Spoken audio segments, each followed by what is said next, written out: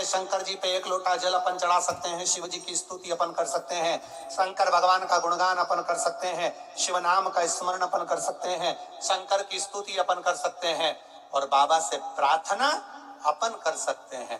पर इतना जरूर याद रखना कि आपने दिल से, मन से, भाव से 1 लोटा जल शिव को जो समर्पित करा है वो जल खाली नहीं जाता। शिवलिंग पे चढ़ा जल माता पार्वती जी के हस्त कमल पर आकर गणेश कार्तिकेय से होता हुआ, अशोक सुंदरी के पास से होता हुआ, 33 कोटि देवताओं का स्मरण करता हुआ हमें सुख प्रदान कर देता है और हमारा कल्याण कर देता है। वो जल सहज सारी समस्या का हल बोल बम का नारा है। हम उसके भरोसे पर जी, हम उसकी साधना में जी।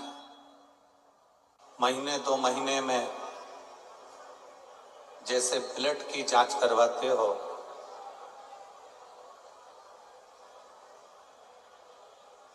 खून की जांच करवाते हो, ब्लड की जांच करवाते हो कि शरीर में कोई तकलीफ तो नहीं, शरीर में कोई ब्लड की कमी तो नहीं।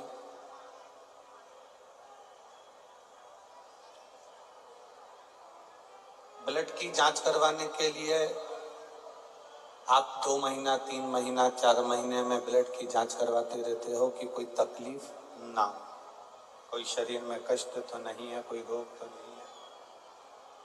आवाज नहीं जा रही है इधर?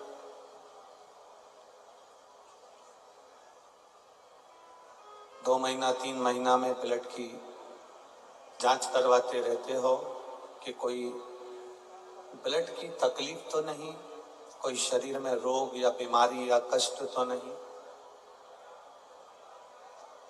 जैसे हर 15 दिन या 1 महीने में या 2 महीने में जांच करवाते हो ब्लड की, उसी तरह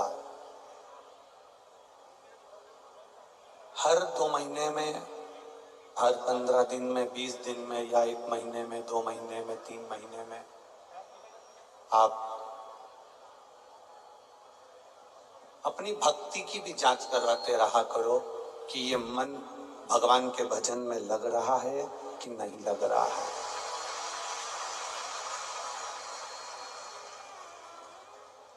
एक आध महीना हुआ, 15 दिन, 20 दिन, 1 महीना, 2 महीना निकले कि अपन भगवान की शरणागति में पहुंचे। कहीं कथा में, कहीं सत्संग में, कहीं गुरु की शरणागति में पहुंचे और वहां अपने मन की जांच करी कि ये मन भगवान की भक्ति में लग रहा है कि नहीं लग रहा, भगवान के भजन में लग रहा है कि नहीं लग रहा। कवि में और कथाकार में एक बहुत बड़ा अंतर होता है।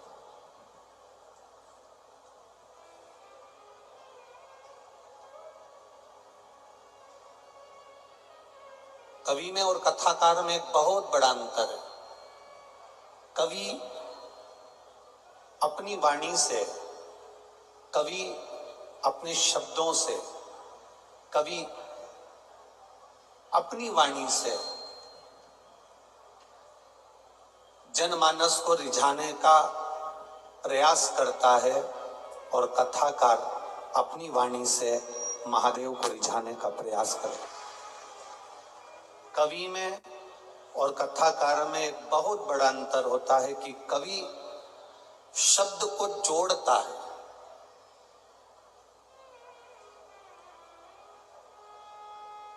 कवि शब्दों को जोड़ता है। कवि और कथाकार में एक बहुत बड़ा अंतर है कि कवि शब्दों को जोड़ता है और जो एक कथाकार होता है, जो भगवान का भजन करने वाला, कीर्तन करने वाला, मंत्र जाप स्मरण करने वाला, संकीर्तन करने वाला, मंत्र जाप करने वाला, नाम जाप करने वाला, नाम स्मरण करने वाला, जो एक कथाकार होता है, वो शब्दों को नहीं जोड़ता, वो अपने भक्तों को जोड़कर परमात्मा के चरणों में छोड़ देता है। उसका एक काम प्रबल है, भक्तों को जोड़ना और भगवान शिव के चरणारविंद में छोड़ना, भगवान के चरणों में ले जाकर छोड़ देना।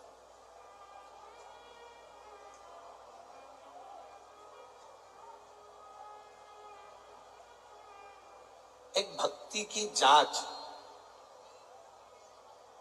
बहुत जरूरी है। एक अपने जीवन में सच्ची भक्ति, सच्ची श्रद्धा की जांच करना बहुत जरूरी है। और जब तक ये भक्ति की जांच नहीं होती, जब तक ये भजन की जांच नहीं होती, तब तक जीवन का सुख प्राप्त नहीं हो पाता।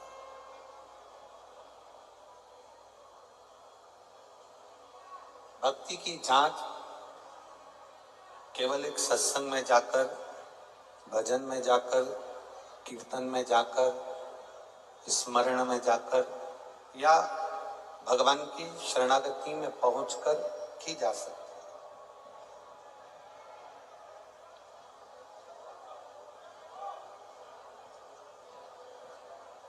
डॉक्टर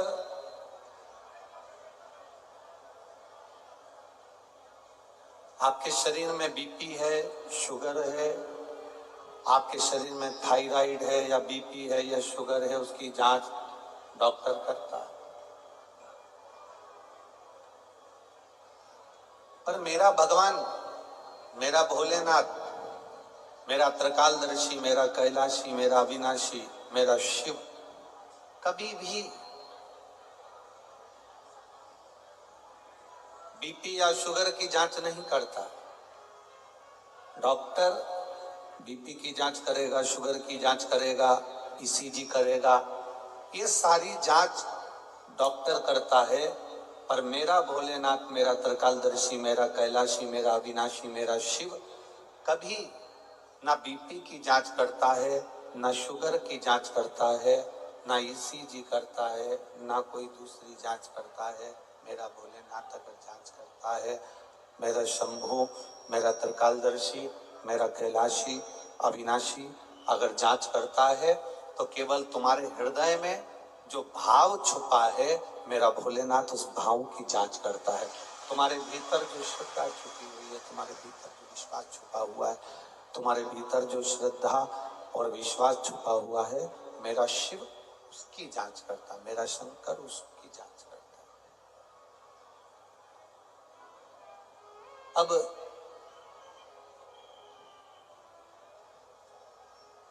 यहाँ जितने लोग कथा में आकर बैठे हुए हैं, लाखों की संख्या में आप लोग आए हुए हैं,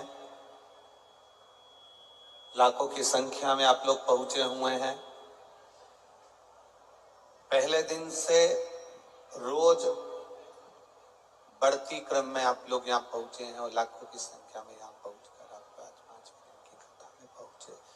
5वें दिन की कथा में जो पहुंचे हो, लाखों की संख्या में जो आप यहाँ पहुंचे हो, तो ये विश्वास करता है कि आपकी कोई दूसरी जांच करने की जरूरत नहीं पड़ेगी। आपके अंदर विश्वास और भाव की जांच अपने आप हो गई, क्योंकि आप इतनी भाव के साथ में, इतने आनंद के साथ में, गला पकड़ रहा है मेरे बाबा, आप भाव के साथ में, विश्वास के साथ में आप यहाँ पहुंचे हो, श्रद्धा के साथ आप यहाँ पहुंचे हो।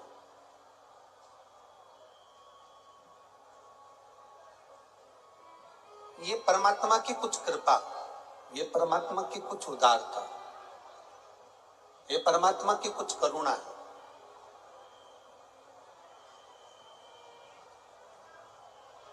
और आपका विश्वास, आपका भाव, आपका श्रद्धा जब प्रबल होने लगे, प्रबल, एक बहुत सरल भाषा में समझिए, दाल, दूध, सब्जी, खीर आपने भगोने में गैस के ऊपर रख दी है, दाल रख दी, सब्जी रख दी, दूध रख दिया, गैस के ऊपर रख दिया और वो उकल रहा है। जब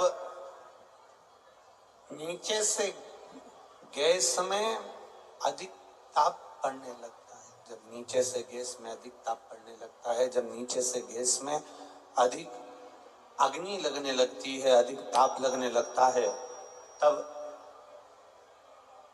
जो दाल रखी है, जो दूध रखा है, जो खीर रखी है, जो सब्जी रखी है, वो उकल उकल कर भगोनी में से नीचे गिरने लगता है। भगोनी में से वो नीचे गिरने लगता है, जब उकल उकल कर नीचे गिरता है। जैसे जैसे अग्नि लगती है, जैसे जैसे ताप लगता है, जैसे जैसे अग्नि लगती है, वो उकल उकल कर भगोनी में से नीचे गिरने लगता है।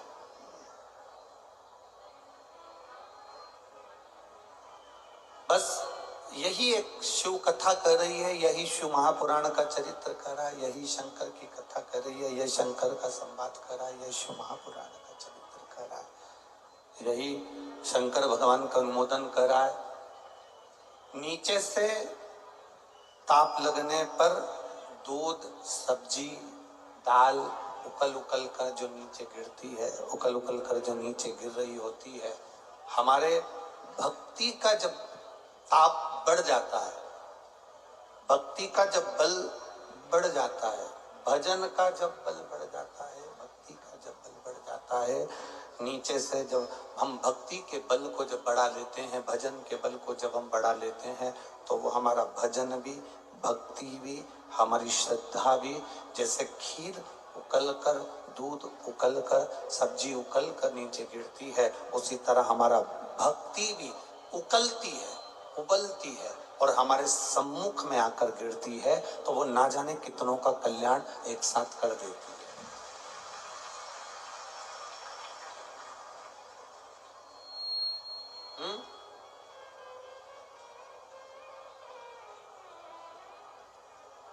भक्ति भी उकल कर गिरती है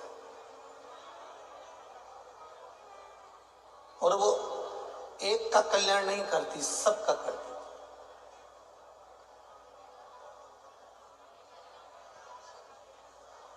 आपका करा गया भजन केवल आपका कल्याण नहीं कर रहा है, आपका करा गया स्मरण केवल आपका कल्याण नहीं कर रहा है।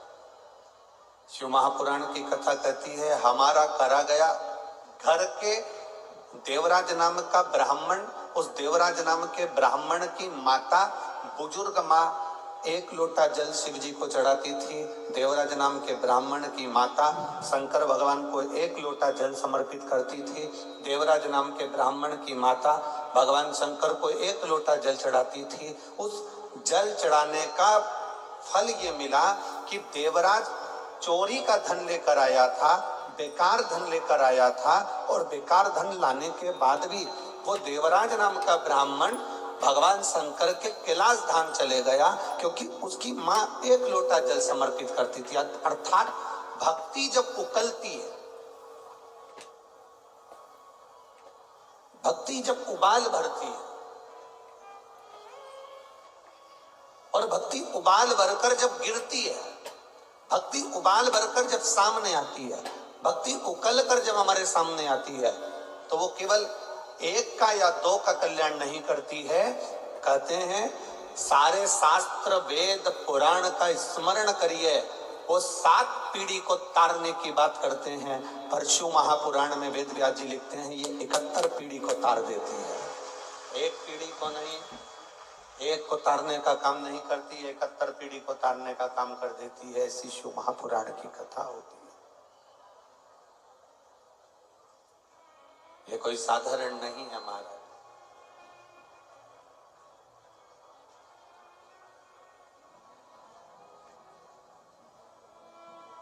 बखान क्या करूं मैं लाखों के ढेर का, चपटी भभूत में खजाना होएगा।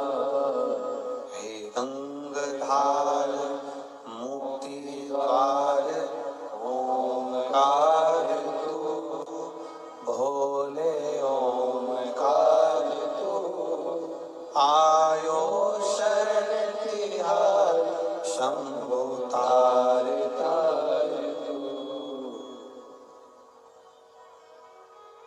कैलाश के निवासी नमो बार बार हूँ, नमो बार बार आयो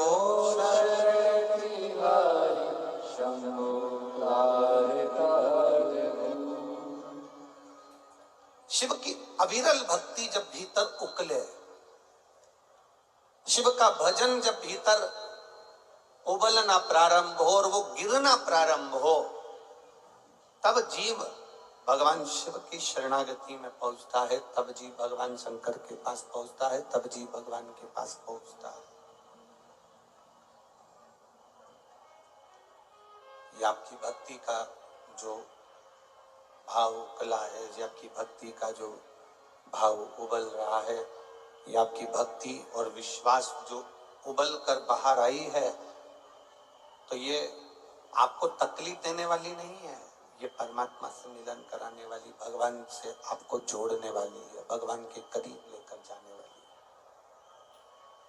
है। एक बात अपने भीतर उतारिएगा, तारकासुर के 3 बेटे, तारकाक्ष, विदुमाली और कमलाक्ष की। तारकासुर के 3 बेटे, तारकाक्ष, विदुमाली और कमलाक्ष की, ये तीनों। तारकासुर के ये 3 पुत्र, तारकासुर के ये 3 बेटे, तारकाक्ष, विदुमाली और कमलाक्ष की, इन्होंने भगवान से कुछ नहीं मांगा, इन्होंने भगवान से बस इतना मांगा कि हम मरे तो तीनों एक साथ मरे, हमारे प्राण छूटे। एक बार आप इधर आओ, साउंड सुनो आके।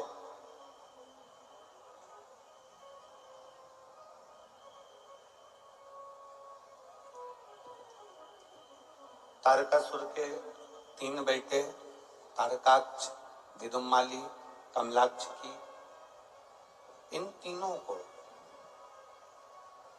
तारकाक्ष, विदुमाली, कमलाक्ष की, इन तीनों ने जो वर मांगा वो केवल एक वर मांगा कि हम तीनों के प्राण छूटे तो एक साथ छूटे, हम तीनों के प्राण जाए तो एक साथ जाए, और हमको 3 पुरियों का निर्माण करा दीजिए, हमें 3 अलग अलग नगर बसा दीजिए।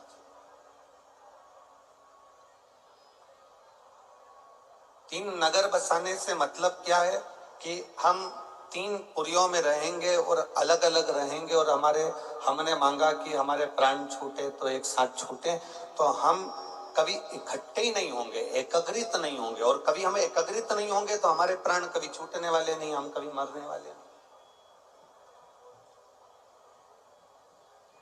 फिर हमारे प्राण जाएंगे ही नहीं। पर शिव महापुराण की कथा कहती है, संसार सागर में केवल एक मृत्यु सत्य है। संसार सागर में जन्म लिए हो तो मृत्यु का भान होना चाहिए कि मृत्यु सत्य है और ये आएगी, ये निश्चित है। 7 ताले में भी बंद हो जाओगे तो मौत को कोई रोक नहीं पाया।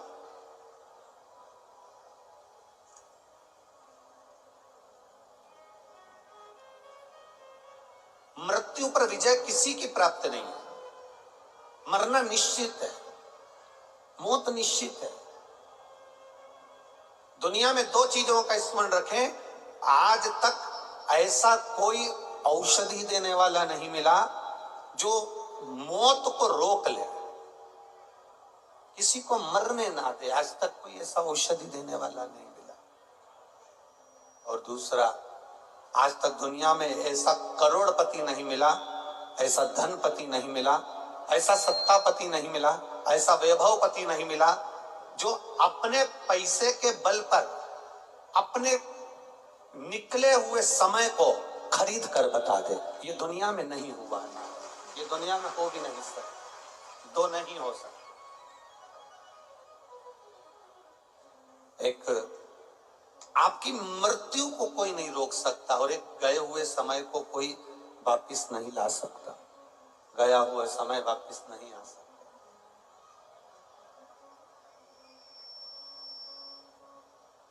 भोपाल वालों के नरेला क्षेत्र में ये जो शिव महापुराण की कथा हुई है, सारंग परिवार जो कथा को कराया है, ये जो 5 दिन आपको मिला, केवल कितने दिन की कथा मिली है? जम के बोलो जरा। केवल 5 दिन की कथा जो आपको मिली है, 5 दिन जो आपको प्राप्त हुए हैं, 5 दिन जो आपको मिले हैं, ये 5 दिन आपने किसी को पानी पिलाया, 5 दिन आपने किसी को भोजन कराया, 5 दिन आप कथा में आकर बैठे, 5 दिन आपने बैठकर श्री शिवाय नमस्तुभ्यम बोला, 5 दिन आप तपती हुई धूप में भगवान की शरणागति में आकर विराजमान हुए हो। ये 5 दिन अपनी एक नोटबुक पर लिख लेना कि मैंने इतनी तारीख से इतनी तारीख तक कथा सुनी थी, 1 बोतल पानी 15 रुपए का मैंने किसी को पिलाया था, 10 रुपए का मैंने एक बिस्कुट का पुड़ा किसी को दिया था, या मैंने 1 गिलास ठंडा शरबत किसी को पिलाया था। ये अपनी नोटबुक में लिखना कि मेरा 10 रुपया की 50 रुपया की 20 रुपया की 25 रुपया। आप कथा सुनने के लिए आए तो ऑटो में आते आते मेरा 100 रुपया, मेरा 50 रुपया खर्च हुआ, ये लिख कर रखना और उसका अंदाजा केवल 4 महीने के अंदर लगा कर रखना कि वो तुमने जो खर्च करा वो 1000 गुना आपको प्राप्त हुआ कि ना। उसको लिख कर रखिएगा, उसको अपने पास संजो कर रखिए, उसको अपने पास रखिए कि आपको उसमें प्राप्ति हुई कि नहीं, उससे आपको कुछ प्राप्त हुआ कि नहीं, उससे आपने कुछ प्राप्त किया कि नहीं किया, वो आपके पास होना चाहिए, वो आपके पास लिखा हुआ होना चाहिए, वह आपके पास में होना चाहिए। आपका किया गया पुण्य, आपका किया गया मंत्र जाप, आपका किया गया नाम जाप, आपका किया गया कीर्तन खाली नहीं जाएगा, वो आपको प्राप्त जरूर होगा। यहाँ जितने लोग कथा को श्रवण कर रहे हैं, जितने लोग कथा को सुन रहे हैं, जितने लोग कथा को श्रवण करने के लिए बैठे हैं, जितने लोग भगवान देवाधिदेव महादेव के पावन चरित्र को श्रवण कर रहे हो, आप अपने उस भाव को जो अपने दिल से कहते हैं, भगवान से प्रार्थना करते हैं, दिल से भगवान से निवेदन करते हैं, उसको अपने भाव को परमात्मा से जोड़ कर देखिए। महाराज, शरीर में चोट लगती है, हल्दी लगा लेते हैं, शरीर में चोट लगती है, दवाई लगा लेते हैं, शरीर में चोट लगती है, पट्टी बांध लेते हैं, शरीर में चोट लगती है, कोई पाउडर लगा लेते हैं, शरीर में चोट लगती है, कोई मल्हम लगा लेते हैं, शरीर में चोट लगती है, हल्दी, मल्हम, दवाई, ट्यूब, क्रीम हम लगा लेते हैं। ये शरीर की चोट को मल्हम, पट्टी, ट्यूब, हल्दी ठीक कर सकता है, पर जब मन में चोट लगती है तो ना मल्हम काम करती है, ना ट्यूब काम करता है, ना हल्दी काम करती है। मन पर जब चोट लगती है तो केवल एक शिव महापुराण की कथा काम करती है। ये मन की चोट पर केवल शिव कथा लाग कर जाती है, मन की चोट पर केवल एक शंकर की कथा लाग कर जाती है, उसके सिवा शिव की कथा पर लाग नहीं कर पाती। ये मन की चोट पर लाग करने वाली है, मन की चोट को सुधरने वाली है। मन की चोट को जो शिव महापुराण की कथा जब आप श्रवण करेंगे, शिव महापुराण की कथा जब आप धारण करेंगे तो ये मन की चोट पर एक मल्हम का काम करती है, मन की चोट पर एक मल्हम का कार्य कर देती है। शिव का भजन ये भीतर लगे चोट को ठीक कर देता है, भीतर लगे चोट। और भजन भोले बाबा का करते रहोगे तो संसार सागर से तरते रहोगे। भजन भोले बाबा का करते रहोगे तो संसार सागर से तरते रहोगे। आप अपने चित्त को, अपने मन को जितना भजन में लगाओगे, आप जितना मन को भगवान की शरणागति में लगाओगे, उतना सुख अपने भीतर पाते चले जाओगे। लगे बाहर की चोट को हल्दी समाप्त कर देगी, बाहर की चोट को क्रीम और मल्हम समाप्त कर देगा, पर भीतर की चोट पर केवल एक ही चीज असर करती है, वो भगवान का भजन है। भीतर की चोट पर केवल एक ही चीज असर करती है, वो भगवान का मंत्र जाप है। भीतर की चोट पर केवल एक चीज असर करती है, वो भगवान का गुणगान है। उसके सिवाय कुछ असर नहीं करता। केवल भगवान का भजन, उसके सिवा कुछ नहीं। तारकाक्ष, विदुम्माली, कमलाक्ष की तीनों सामने खड़े हो गए। तीनों ने ब्रह्मा जी से वर मांगा, हमको ऐसा वर दे दीजिए, हमको ऐसा वर प्रदान कर दीजिए कि हम तीनों मरे तो एक साथ मरे। 3 पुरी का निर्माण कर दीजिए, हमको 3 पुरी बना दीजिए, 3 अलग अलग महल बनवा दिए, 3 अलग अलग नगर बसा दिए, वहां जाकर विराजमान हो गए, वहां जाकर रहे।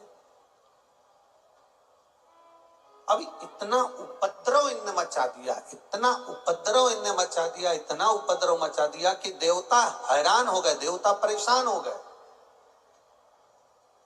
जैसे तारकाक्ष, विदुम्माली और कमलाक्ष की ये तीनों उपद्रव मचाते हैं तो देवता परेशान हो जाते हैं। हमारी तकलीफें, हमारे पूर्व के किए गए कर्म इतना उपद्रव मचाते हैं कि हम हैरान हो जाते हैं, हम खुद परेशान हो जाते हैं। बेटों की नौकरी नहीं लग रही, घर का मकान नहीं हो रहा, बच्चों का विवाह नहीं हो रहा, कहीं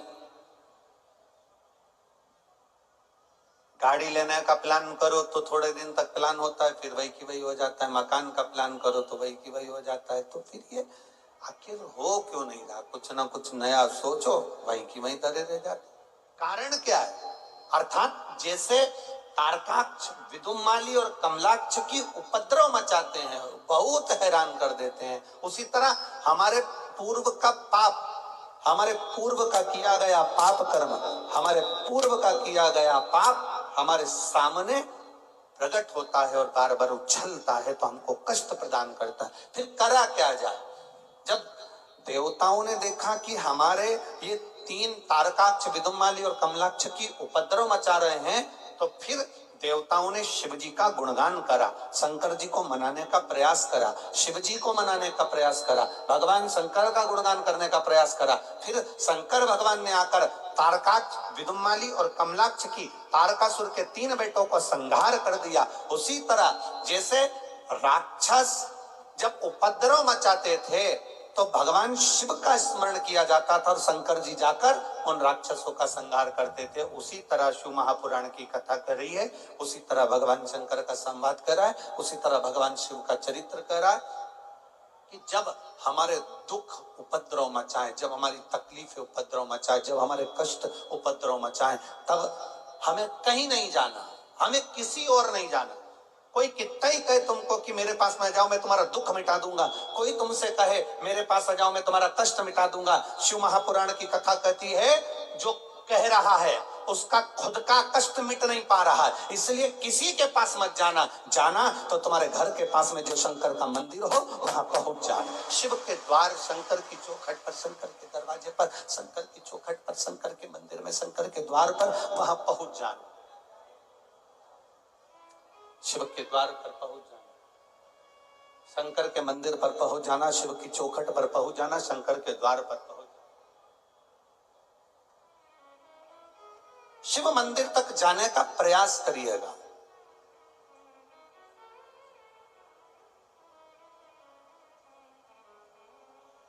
शिव कथा कर रही है,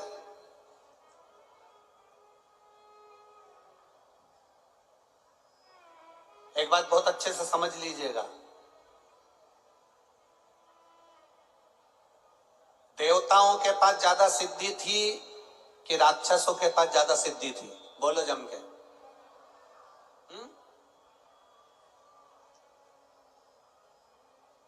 रावण के बंधन में पूरे ग्रह बंधे हुए थे। किसके बंधन में? बोलते जाओ, आज कथा का समापन दिवस है, बड़े प्रेम से बोलो। रावण के बंधन में पूरे ग्रह बंधे हैं, जितने ग्रह होते हैं वो रावण के यहाँ बंदी बनकर पड़े हुए हैं, वो रावण के यहाँ बंदी बनकर पड़े हुए। सारा सोना, अंबारियां, सत्ता, वैभव, सब कुछ रावण किया है, सब कुछ रावण किया। हिरण्यकशिपु, हिरण्याक्ष, रावण, कंस, ये जितने जितने असुरों को आप निकालोगे, जितने जितने राक्षसों को आप निकालोगे, जितने जितने दानवों को आप निकालोगे, जितने जितने असुरों को आप निकालोगे, इनको आप निकाल कर देखना, इनके चरित्र को निकाल कर देखना कि देवताओं से ज्यादा सिद्धि असुरों के पास है, देवताओं से ज्यादा सिद्धि राक्षसों के पास है। मेरे राम जी के पास में भी बाण थे और रावण के पास भी बाण थे। देवताओं से ज्यादा सिद्धि रावण ने अपने पास में रख रखी थी, देवताओं से ज्यादा सिद्धि असुरों ने अपने पास में रख रखी थी, राक्षसों ने अपने पास में रख रखी थी। परशु महापुराण की कथा कहती है, राक्षस की सिद्धि और देवता की सिद्धि बहुत जमीन और आसमान का अंतर है। देवता की सिद्धि भले थोड़ी सी हो पर वो जीवन भर चलती है, और राक्षसों की सिद्धि थोड़े समय में समाप्त हो जाती है। असुरों की सिद्धि थोड़े समय में समाप्त हो जाती है, राक्षसों की सिद्धि थोड़े समय में समाप्त हो जाती है। देवताओं की सिद्धि लंबे समय तक चलती रहती है, लंबे टाइम तक चलती रहती है।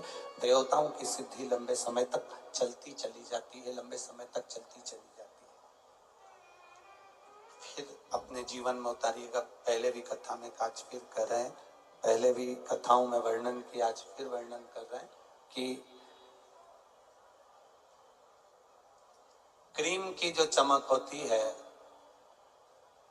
ये थोड़े समय की होती है। आप चेहरे पर लगा लोगे, थोड़े समय आप सुंदर दिखोगे, थोड़े समय आपके ऊपर चमक रहेगी, थोड़े समय आप चमकते रहोगे। क्रीम की चमक थोड़े समय की रहती है। परशु महापुराण की कथा कहती है, जो आपने पुण्य करा है, सत्कर्म करा है, जो आपने भगवत नाम लिया है, जो भगवत स्मरण करा है, जो भगवान का भजन किया है, अच्छे कर्म की चमक तुम जब तक मर ना जाओगे तब तक तुम्हारे चेहरे पर बनी रहेगी। मृत्यु तक वो अच्छे कर्म की चमक है।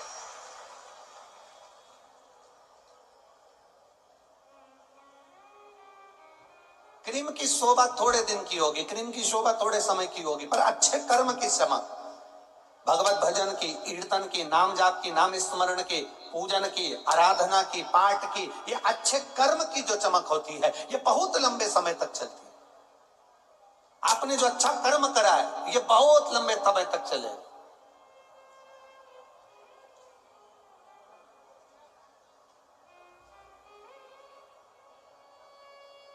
कल आदरणीय विश्वास भैया ने माइक लेकर आप सबके सामने कहा कि यह कथा एक साल नहीं हर साल चलती रहे, हर साल स्मरण होता रहे। ये उनके मन का भाव, और ये केवल उनके लिए नहीं आप सबके लिए, ये उनके मन का भाव जो उन्होंने प्रकट करा कि यह कथा निरंतर चले, हर वर्ष चले और चलती रहे, आनंद लोग लेते रहे, भगवत भजन में डूबे रहे, स्मरण में डूबे रहे, मंत्र जाप करते रहे, नाम जाप करते रहे, नाम स्मरण करते रहे।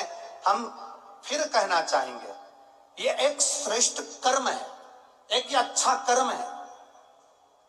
आप किसी के दुख में अगर खड़े हो ये आपका श्रेष्ठ कर्म है, आप किसी की तकलीफ में अगर खड़े हो ये आपका श्रेष्ठ कर्म है।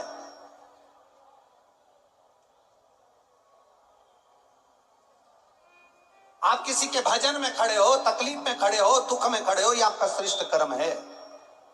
और ये आपका श्रेष्ठ कर्म थोड़े समय का नहीं रहेगा।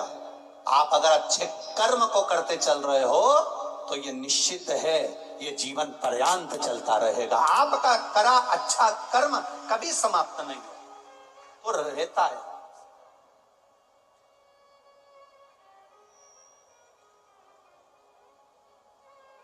पूरे इतनी कथाएं करी हैं और इतनी कथाओं में कई जगह पर कथा करी, पर अपने इस जीवन काल में पहला ऐसा मंत्री देखा और पहला ऐसा मिनिस्टर देखा जो रोज सुबह 9:30 बजे हमारे पास में आकर पूछते हैं, कोई कमी हो तो हाथ जोड़कर बोलते हैं जरूर बता देना। और पूरी कथा में पहला ऐसा मंत्री, पहला ऐसा मिनिस्टर देखा है विश्वास सारंग जी जैसा, जो रोज सुबह हाथ जोड़कर खड़े होकर 9:30 बजे एक ही बात, कोई कमी हो तो बताना, कोई तकलीफ हो तो बता देना गुरुजी। और उनके मुख से जो शब्द निकला, आज कहना चाहूंगा कि गुरुजी, जनता का अंदाजा नहीं रहता, इसलिए पंडाल हो सकता है कम पड़ जाए, क्षमा चाहूंगा कि मेरी पंडाल की व्यवस्था हो सकता है कम। ये अपने मुख से कह देना, अपने भाव से प्रकट कर देना कि गुरुजी, एक कथा भोपाल में बहुत हुई, उसका एक अंदाजा रहता है कि 1 डूम भराएगा कि 2 डूम भराएगा कि 3 डूम भराएगा। यहाँ पंडाल पर पंडाल लगते रहे तो भी अंदाजा नहीं लगा सकते। यहाँ 9 पंडाल तैयार कर दिए और 10वां पंडाल तैयार कर दिया, उसके बाद भी यहाँ की जो मीडिया, सोशल मीडिया, पत्रकार बंधु, जिन्होंने इस पत्रकारिता के अपनी कलम को सिद्ध करा और यहाँ के डूम का और जनता का फोटो संपूर्ण भारत में दिया है, अखबारों के माध्यम से, सोशल मीडिया के माध्यम से। इतनी कथा करी और उसमें ऐसी महापौर भी नहीं देखी, ऐसी महापौर जो क्या वर्णन करूं मैं श्रीमती मालती राय जी का, कि ऐसी महापौर भी नहीं देखी जो यहाँ लाइन लगवाए और दर्शन कराए या आगे बढ़ बढ़कर सेवा में लगी रहे। ऐसी महापौर भी हमने नहीं देखी, क्योंकि वो अपनी कुर्सी नहीं छोड़ती, अपने अहंकार को नहीं छोड़ती। ये अभिमतता से दूर है, अहंकार से परे।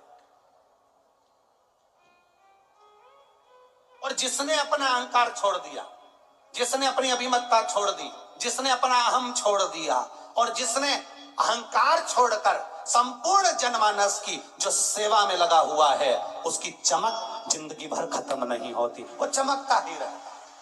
ये अच्छे कर्म की चमक है हमारे, और अच्छे कर्म को जितना करते चलोगे उतने चमकते चले जाओ, उतने आगे बढ़ते चले जाओगे। आप अपने क्रीम की चमक से बाहर निकलो, अच्छे कर्म की चमक में आगे बढ़ने का प्रयास, अच्छे कर्म की चमक से आप आगे बढ़ने का प्रयास।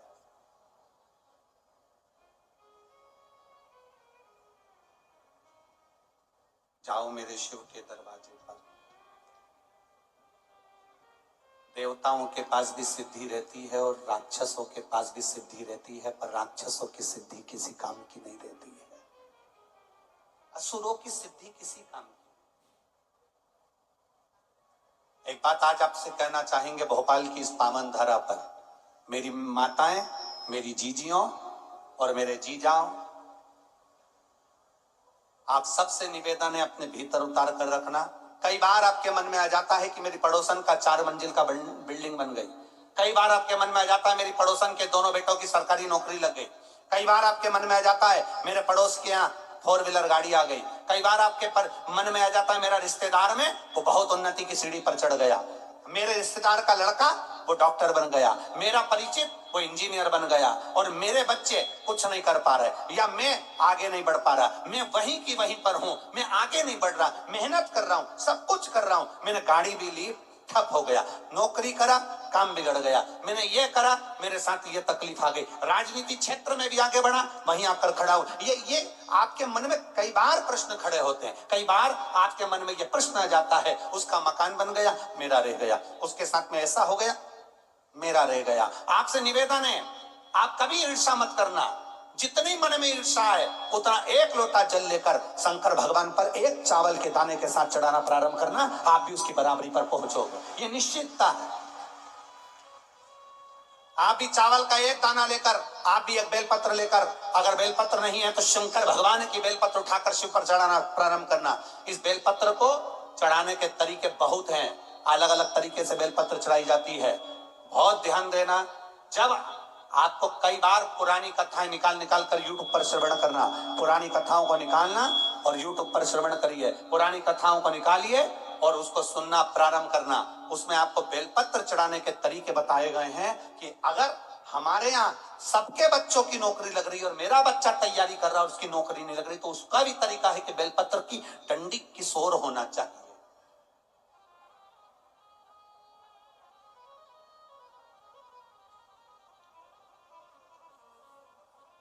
किसी ने ये प्रश्न पर लोग ऑब्जेक्शन लेने वाले ले लेते हैं, कई लोगों को जो ईर्षा होती है तो वो कह भी देते हैं, अरे सियोर वाले महाराज का बनाया हुआ होगा, बेलपत्र तो बेलपत्र है, कहीं से भी चढ़ा दो। तो हमारा निवेदन है, खीर में और रोटी में अंतर होता है। रोटी को तोड़कर सब्जी से मुंह में खाया जाता है। अब किसी ने कहा बेलपत्र तो बेलपत्र, कैसे भी चढ़ा दो। तो निवेदन है, खीर में रोटी में अंतर है। खीर को तोड़कर सब्जी में लगाकर खाया जाता है और रोटी को, खीर को चम्मच में लेकर या कटोरी में लेकर खाया जाता है कि पिया जाता है? बोलो बोलो, जम के बोलो, पिया जाता है। अब आपने तो कह दिया थाली में रखा सारा सामान एक जैसा है, अचार भी थाली में रखा है, सब्जी भी रखी है, दाल भी रखी है, खीर भी रखी है, अमरस भी रखा है, सबका खाने का तरीका अलग है। उसी तरह बेलपत्र को चढ़ाने का तरीका भी अलग है। आपको लगा मैंने बहुत मेहनत करी पर मेरा मकान नहीं बन पाया, बहुत मेहनत करी, उसमें बेलपत्री चढ़ाने का तरीका अलग है।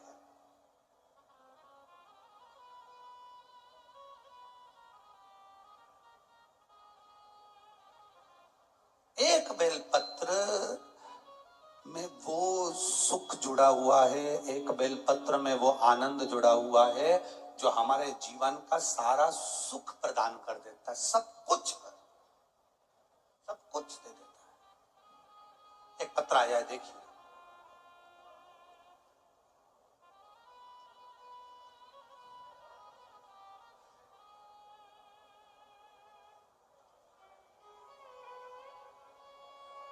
मेरा नाम भारती नरवरिया, मेरे पति का नाम रूपेश नरवरिया, मैं निवासी बेरसिया जिला भोपाल की रहने वाली हूं।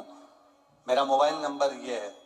एक लोटे जल का मैं क्या महत्व वर्णन करूं गुरुजी। मेरा बेटा 3 साल का है, बीमार पड़ गया, डॉक्टर को भोपाल में दिखाया तो डॉक्टर ने कहा कि इसके पेट की जो आंतें हैं वो आपस में उलझ गई हैं। पेट की जो आंतें हैं वो आपस में उलझ गई हैं और पेट की आंतें आपस में उलझ गई हैं, इसका ऑपरेशन करना पड़ेगा। बेटे को भर्ती करा, ऑपरेशन के लिए बोला गया। हमने मात्र 5 दिन की छुट्टी मांगी और 5 दिन हमने ऑपरेशन के लिए पैसा जुटाने के लिए प्रारंभ किया। बाबा की कृपा का मैं क्या वर्णन करूं गुरुदेव।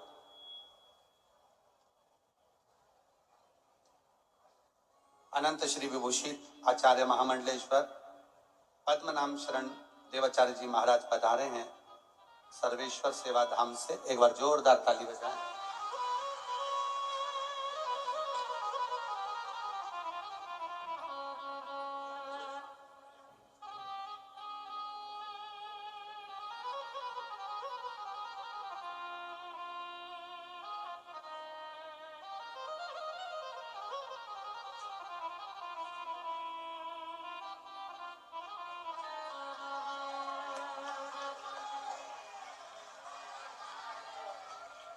पांच दिन की केवल छुट्टी मांगी और उस 5 दिन में हमने शंकर भगवान का पशुपति व्रत प्रारंभ किया।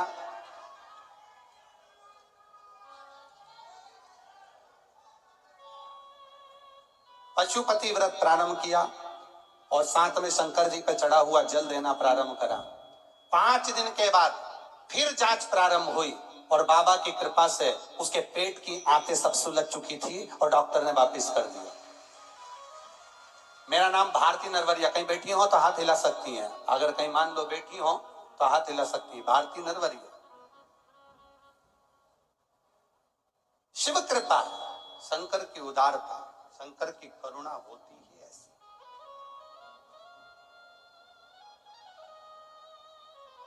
आपका विश्वास दृढ़ होना चाहिए, आपका भरोसा दृढ़ होना चाहिए। जब विश्वास भरोसा दृढ़ होगा, शिव के मिलन में देरी नहीं होगी, शंकर मिल जाएगा।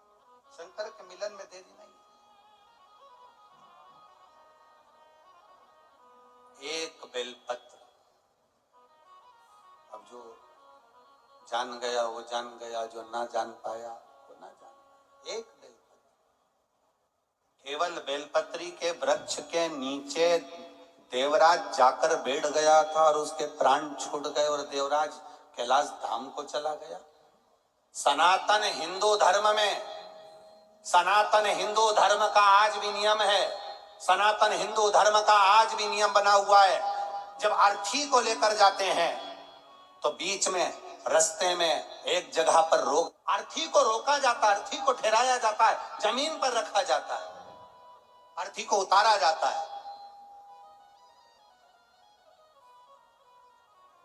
कभी किसी से पूछो कि अर्थी उतारने का नियम कहां से चालू हुआ, तो आपको बता देगा जो वेद व्यास जी ने शिव महापुराण की कथा लिखी, उस कथा में जो शंकर भगवान का पावन चरित्र देवराज की कथा लिखी वेद व्यास जी ने, उस देवराज के चरित्र के कारण ये बेलपत्री के वृक्ष की महत्वता कही गई कि केवल बेलपत्री के वृक्ष के नीचे देवराज बैठा था और उसके प्राण छूटे तो कैलाश धाम मिल गया। बहुत बड़ा चोर था देवराज, बहुत कपट भरा था देवराज के भीतर, बहुत गलत काम करता था देवराज, पर मरा तो शिव के धाम गया, क्योंकि उसने पुण्य नहीं करा था, उसके ऊपर बेलपत्री के वृक्ष की मात्र छाएं पड़ गई थी और उसका कल्याण हो गया। बेलपत्री के वृक्ष की मात्र छाएं।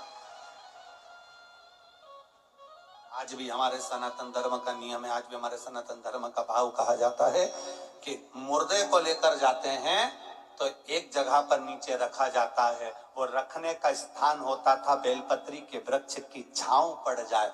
आप सबसे निवेदन है, प्रयास करना, जिंदगी में एक प्रयास जरूर करना, जीवन में एक प्रयास करने का भी अपने भीतर संकल्प बनाना कि जब कभी मौका मिल जाए, बारिश का समय चालू हो जाए और बारिश के समय पर एक बेलपत्री का पौधा, एक बेलपत्री का वृक्ष रोड के किनारे कहीं पर भी अवश्य लगाना।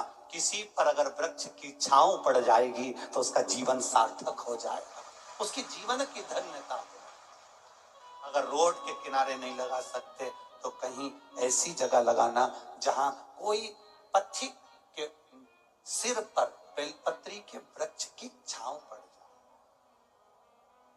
ना कितना कहा गया है शिव महापुराण के अंतर्गत, कितना वर्णन करा गया। 1000 अश्वमेध यज्ञ कर लो, 1,00,000 सर्वतोमुखी यज्ञ कर लो, भारत की भूमि के सारे तीर्थ कर लो, लाखों एकादशी के व्रत कर लो, और शिव महापुराण की कथा कहती है हजारों गौदान कर लो, और शालिग्राम भगवान को सोने के सिंहासन पर बिठाकर सोने का मुकुट पहनाकर दान कर लो। उतना पुण्य केवल एक बेलपत्री शंकर भगवान को समर्पित करने से प्राप्त हो जाता है। केवल एक बेलपत्र, शिव महापुराण की कथा कहती है एक बेलपत्र समर्पित करने से वो फल प्राप्त हो जाता है। पर बेलपत्री भी कभी कौन से वृक्ष से तोड़ना चाहिए, कैसे वृक्ष की बेलपत्र होना चाहिए। कई लोग जरा जरा सा बेलपत्री का वृक्ष होता है, उस बेलपत्री के वृक्ष की बेलपत्र तोड़ लेते हैं, उस बेलपत्री के वृक्ष की बेलपत्र तोड़कर शंकर भगवान को समर्पित कर देते हैं। ना ना, बेलपत्री का वृक्ष कैसा होना चाहिए, जिस बेलपत्री के वृक्ष की छांव हम पर पड़ रही हो, जो हमारे मस्तक से नहीं, हमारे दोनों हाथ खड़े होने के बाद हम ऊंचा करें और उस पर भी उस बेलपत्री की पत्तियां स्पर्श ना कर पाए, हमारे हाथ पर भी बेलपत्री के वृक्ष की छांव हो। ऐसे बेलपत्री के वृक्ष की पत्ती तोड़कर शिव को चढ़ाई जाती है। ये नहीं कि छोटा सा बेलपत्री का पौधा तुम्हारे घर में लगा है, गमले में लगा है, उसी की पत्ती तोड़कर भगवान को चढ़ाते जाओ, तो ये हम पुण्य नहीं कर रहे, ये हम पाप कर रहे हैं। हमारे ऊपर बेलपत्री की छांव हो और उसकी पत्तियां ली जाए, तब तोड़कर भगवान शिव को समर्पित करी जाए, तब वो पुण्य प्रावधान करते हैं। जरा जरा से पौधों की पत्तियां हमको पुण्यता नहीं देगी, जरा जरा से पत्ते की पत्तियां हमको पुण्यता प्रदान नहीं करेगी। पुण्यता तब देगी जब वो वृक्ष बड़ा हो जाएगा, जब वो वृक्ष बड़ा हो जाएगा, उस वृक्ष की मूलता बढ़ जाएगी।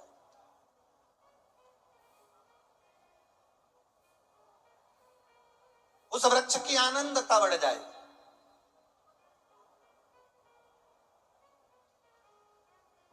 आप करो भजन, ऐसे ढेर सारे, एक दो नहीं, यहाँ पर बहुत सारे ऐसे बैठे होंगे। सावन का महीना आया, बेलपत्री तोड़ना है, पूरी की पूरी डाली तोड़ कर लिया है, डाली तोड़ के लाए, पत्तियां निकाली, डाली को उठाकर फेंक दिया और उस पत्तियों को पूरे मोहल्ले में बांट दिया। जी जी तुम भी लो, काका जी तुम भी लो, फूफा जी तुम भी लो, मामा जी तुम भी लो। अब लोगों ने कितना तारीफ करी, हमारी देवरानी का छोरा इतना बढ़िया सारे मोहल्ले में बेलपत्री दे देता है। पर वो देवरानी के छोरे से एक बार तो पूछना कि कितने नरक में पड़ेगा जो तूने सावन के महीने में पूरी डाली तोड़ी है। जरा विचार करना, शिव महापुराण में लिखा है बेलपत्री के वृक्ष पर से बेलपत्री जब तोड़ी जाती है तो पत्ती तोड़ी जाती है, उसकी डाली नहीं। एक डाली भी अगर बेलपत्री की टूट जाती है तो उसके दूसरे अर्थात दूसरी पीढ़ी, जैसे आज वो पिता बना है तो उसका बेटा, उसके घर में संतान फलीभूत नहीं हो सकती अगर डाली टूटती है तो। पत्ती तोड़ने का नियम है, डाली तोड़ने का नियम नहीं। पत्ती तोड़ने का नियम है, अब पत्ती तोड़ चढ़ाइए, बेलपत्र आइए चढ़ाइए, पर डाली तोड़ने का नियम हमारे यहां वर्णित नहीं करा गया। डाली तोड़ने का नियम हमारे यहां नहीं बनाया गया। शिव कथा कर रही है, भगवान शंकर का संवाद कर रहा है, शिव महापुराण की कथा कर रही है, हमारा किया गया भजन, और भजन में भी श्रद्धा और विश्वास की मूलता, भरोसे की मूलता, दृढ़ता। लगाओ, जब कभी लगे आपके जीवन में कि मेरे कष्ट का जीवन चल रहा है, कष्ट का, एक बेलपत्र अशोक सुंदरी वाली जगह पर इस डंडी का मुख शिवलिंग की ओर हो। किस ओर हो? बोलते जाओ जरा जल्दी जल्दी। शिवलिंग की ओर, अशोक सुंदरी वाली जगह, डंडी का मुख शिवलिंग की ओर। एक बेलपत्र शिवलिंग के ऊपर, जिसका डंडी का मुख, तुम अगर ये शिवलिंग है, आप यहां बैठे हो तो आपके साइड डंडी का मुख नहीं होना चाहिए, डंडी का मुख विपरीत दिशा में, आपसे पीछे। एक बेलपत्र अशोक सुंदरी, एक बेलपत्र शिवलिंग, डंडी का मुख उधर, और फिर जल की धार, जो लोटा भरकर पानी लेकर गए हो, अशोक सुंदरी से शिवलिंग तक धार लगाना है। यहां से चालू करा, चढ़ाते चढ़ाते यहां तक आना चाहिए। वो जल की धार चढ़ाना प्रारंभ करो, फिर 3 महीने में हमको पत्र लिखकर बताना कुबेरेश्वर धाम पर कि बाबा सुना कि ना सुना है। एक एक बेलपत्री का नियम है, एक एक बेलपत्र चढ़ाने का नियम है, दुर्वा चढ़ाने का नियम है, धतूरा चढ़ाने का नियम है, भगवान को शमी का पत्र चढ़ाने का नियम है, शंकर भगवान को रिझाने का नियम है। शिव तत्व को कैसे रिझाया जाए, शंकर का अनुमोदन कैसे करा जाए, मेरे ओ घड़दानी को कैसे मनाया जाए, उसका नियम हमारे यहाँ शिव महापुराण में वर्णित किया गया। शिव महापुराण में बार बार वर्णन करा गया कि एक बेलपत्र का नियम, अपने जीवन को जो हम धारण करें वो बेलपत्र कैसी चढ़ना चाहिए, उसका सुख क्या होना चाहिए। एक पत्र आया,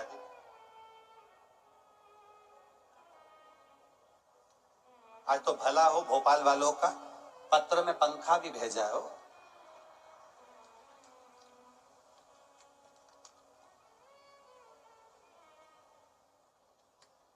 ऐसे टीवी पर भी आप लोग पत्र पढ़ सकते हैं।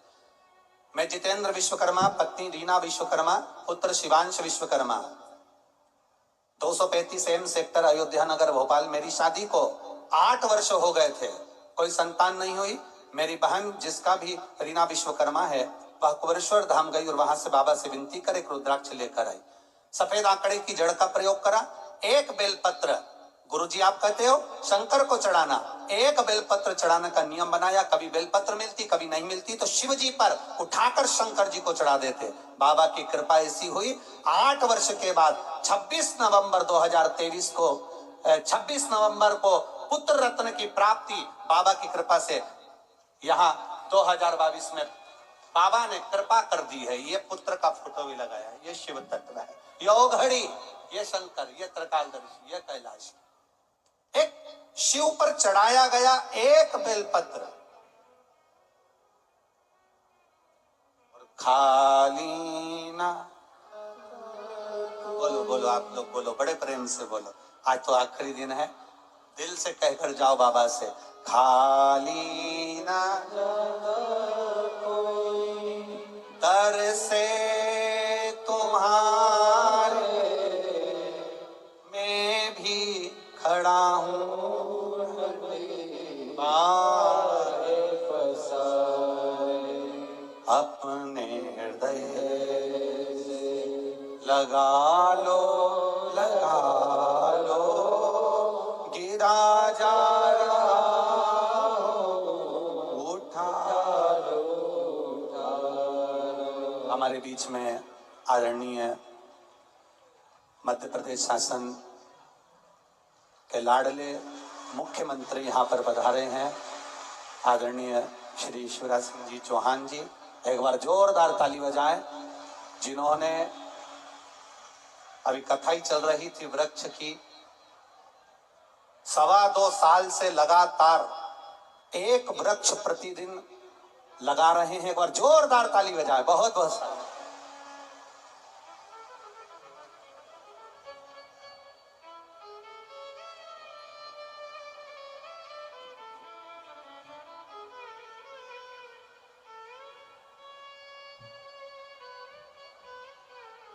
Hello hello. भगवान शिव औघड़दानी, त्रिकालदर्शी, कैलाशी, अविनाशी। और शिव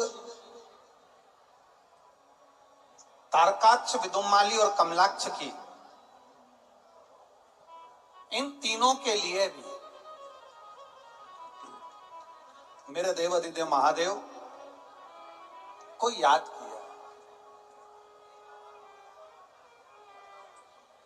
और तारकाक्ष, विदुमाली, कमलाक्ष की ये तीनों जब उपद्रव किए, तब भगवान शिव जी ने पशुपति रूप धारण किया। देवताओं को, 33 कोटि देवी देवताओं को पशु बनाकर, 33 कोटि देवी देवताओं को पशु बनाकर भगवान शिव स्वयं पशुपति नाथ बनकर तीनों पुरियों में प्रवेश कर गए। और तीनों पुरियों में प्रवेश कर कर तीनों को, तारकाक्ष, विदुमाली, कमलाक्ष की तीनों को एकाग्रित किया। और तीनों को एकाग्रित कर कर भगवान शंकर जब नंदी का रूप रखकर, विशाल नंदी बनकर तारकाक्ष, विदुमाली और कमलाक्ष की पर प्रहार किए, प्रहार करते से ही तारकाक्ष और विदुमाली थोड़ा सा हटे और कमलाक्ष की ने भगवान देवाधिदेव महादेव का फरसा उठाकर शीश काटा। जो शीश कटा वो नेपाल में डोलेश्वर महादेव के रूप में, पशुपतिनाथ के रूप में रहा। जो धड़ बना वो केदारेश्वर के रूप में विराजमान हुआ। पर देवता आश्चर्य में पड़ गए कि देवाधिदेव महादेव अगर आज तारकाक्ष, विदुमाली और कमलाक्ष की इन तीनों का संहार नहीं करे तो फिर ये तो इनका संहार हो ही नहीं सकता। तब भगवान शिव ने उसी समय पर प्रकट होकर, भगवान देवाधिदेव महादेव, मेरे त्रिकालदर्शी, मेरे कैलाशी ने त्रिशूल उठाकर तारकाक्ष, विदुमाली और कमलाक्ष की तीनों का संहार किया। चारों तरफ आनंद समाहित हुआ। शिव जी का एक स्वरूप प्रकट हो गया जिसका नाम पशुपति नाथ। और कोई साधारण सा स्वरूप नहीं।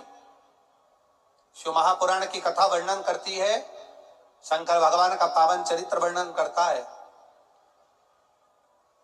पशुपति पाशुपत्य अस्त्र, पाशुपत्र व्रत और पशुपति स्मरण का वर्णन हमारे यहाँ शिव महापुराण में किया गया, जिसके अंतर्गत जब माताएं पशुपति व्रत करती हैं तो आपको पहले भी कथाओं में वर्णन किया कि 5 सोमवार का वो व्रत होता है। कितने सोमवार होता है? 5 सोमवार। किस किसने करा है? जरा हाथ उठाओ एक बार। सबने करा है? रख लो हाथ, रखिए। पशुपति व्रत 5 सोमवार का होता है। कितने दिए लेकर जाते हैं? 6 दिए लेकर जाते हैं। प्रसाद साथ में लेकर जाते हैं। सुबह भोलेनाथ जी का पूजन करना, 6 दिए शिव मंदिर में रखना, 5 दिए प्रज्वलित करना प्रसाद जो मीठा बना कर लेकर गए उसके 3 हिस्से कर कर 2 हिस्से मंदिर में रखना, एक हिस्सा वापिस थाली में लेकर आना और एक दिया जिसको जलाया नहीं है उसको थाली में भगवान देवाधिदेव महादेव के द्वार से वापिस लेकर आना। अपने घर में प्रवेश करते समय राइट हैंड में वो दिया रखना, जैसा शिव महापुराण में वर्णित किया गया है। पाशुपत्य व्रत का दीप प्रज्वलित करना, भीतर प्रवेश करना, प्रसाद का जो हिस्सा लेकर आए हो उसको पाना, फिर भोजन ग्रहण करना। ऐसे 5 सोमवार तक पशुपति व्रत किया जाता है। इस पशुपति व्रत का मूल तत्व है हमारे जीवन में आनंद की अनुभूति करना। जैसे हम भगवान के दरवाजे को प्रकाशित करते हैं, भगवान शंकर के द्वार को जैसे हम प्रकाशित करते हैं, वैसे हमारे जीवन में प्रकाश हो, हमारे जीवन में आनंद का प्रकाश हो। ऐसा पशुपति व्रत का वर्णन किया गया। कल कथा में एक बात कही थी आप लोगों से, आप लोगों के स्मरण में होगा। कल कथा में कहा था कि भगवान शिव के मंदिर में अगर हम प्रवेश नहीं भी कर सके, मान लो शंकर के द्वार पर, शंकर की चौखट पर शिव के द्वार हम नहीं पहुंच पाए, तो शिव महापुराण की कथा कहती है जो जल देवाधिदेव महादेव को समर्पित कर कर आ रहा है, जो भगवान शंकर को मात्र जल समर्पित कर कर आ रहा है या समर्पित करने जा रहा है, मात्र उस शिव भक्त का मस्तक पर त्रिपुंड लगाने वाला, तिलक लगाने वाला, गले में रुद्राक्ष धारण करने वाला या शिव जी पर 1 लोटा जल चढ़ाने वाले का मात्र हम दर्शन भी कर लेते हैं तो हमारे कोटि कोटि पाप समाप्त हो जाते हैं। मात्र शिव का दर्शन कर लेते हैं। और तेरी कृपा बिना न हिले एक भी अणु, लेते हैं श्वास तेरी कृपा से तनु। बखान क्या करूं मैं राखों के ढेर का, चपटी भभूत में खजाना कुबेर का। हे गंगाधार मुक्ति द्वार ओमकार तू, भोले ओमकार तू। आयो शरण तिहार शंभु तार तार, तेरे डमरू की धुन सुन के मैं काशी नगरी आई हूँ। तेरे डमरू की धुन सुन के, आओ से दोनों हाथ से,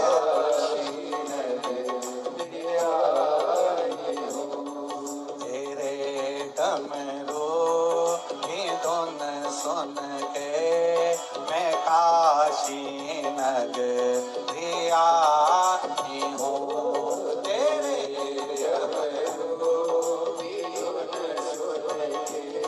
दोनों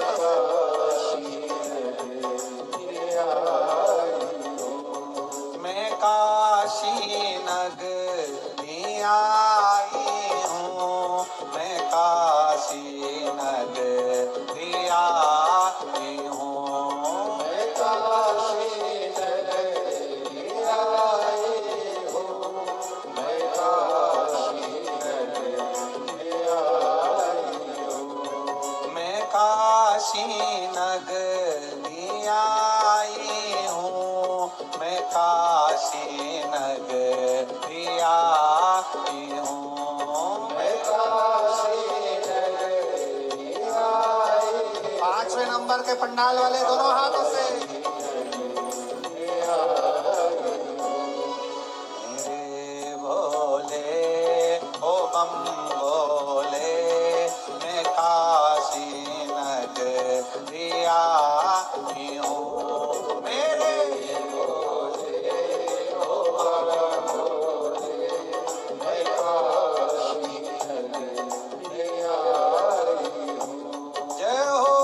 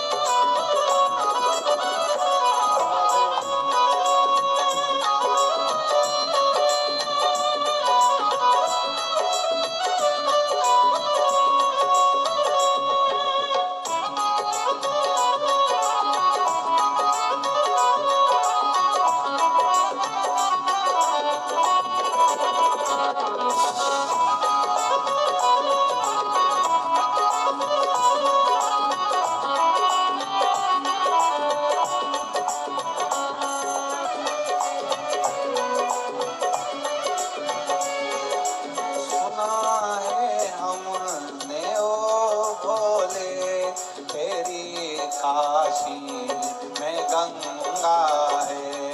सुना है हमने ओ भोले, तेरी काशी में गंगा है। सुना है हमने ओ भोले, तेरी काशी में गंगा है। सुना है हमने ओ भोले, तेरी काशी में गंगा है। उसी गंगा को नहाने को मैं काशी नगरी आई हूँ। उसी गंगा में नहाने को मैं काशी नगरी आई हूँ। मेरे भोले ओ बम भोले, मैं काशी नगरी आई हूँ। मेरे भोले ओ बम भोले, मैं काशी नगरी आई हूँ।